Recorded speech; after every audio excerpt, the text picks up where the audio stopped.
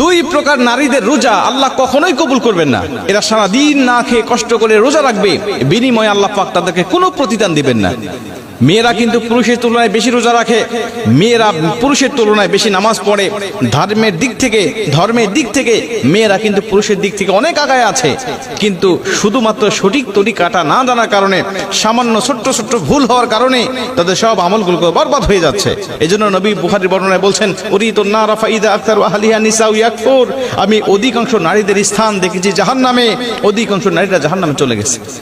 দুই প্রকার নারীদের রোজা কবুল হয় না। তার মধ্যে প্রথম নম্বর, এক নম্বরে নবীজি বলেন, যারা স্বামীর অবাধ্য স্ত্রী, ওয়াকফুরনাল আশিরা, যারা স্বামীর অবাধ্য স্ত্রী, এদের উপরে আল্লাহ পাকের লাআনত থাকে সর্বসময়, নবীজির লাআনত থাকে, ফেরেশতাদের লাআনত থাকে।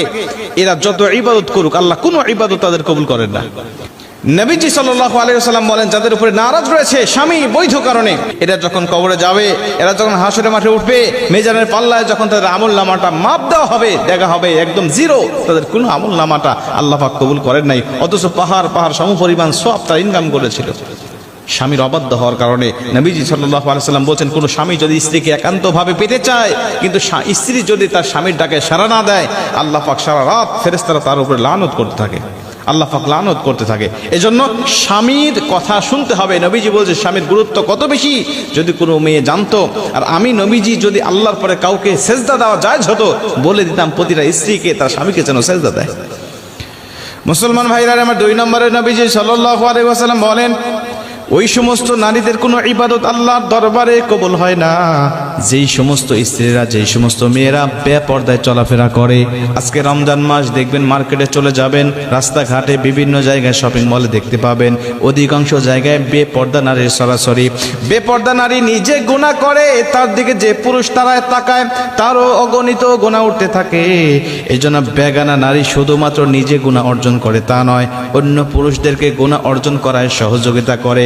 অন্য পুরুষ গুনাহ করে যত গুনাহ ইনকাম করতে থাকে, ওর একটি পার্সেন্টেজ আল্লাহ পাক ওই মহিলার আমল নামায় দান করতে থাকে। বেপর্দা নারী যারা, এদেরকে দেখে অন্য পুরুষের রোজা হালকা হবে, অন্য পুরুষের আমল নষ্ট হবে, অন্য পুরুষের চরিত্র নষ্ট হবে।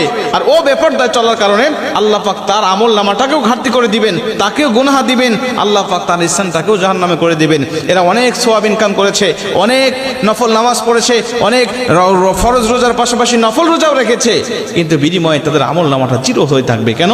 সে নিজে বেপরদায় চলাফেরা করেছে, নিজে গুনাহ করেছে এবং অন্যকে গুনাহ অর্জন করাতে সে সহযোগিতা করেছে।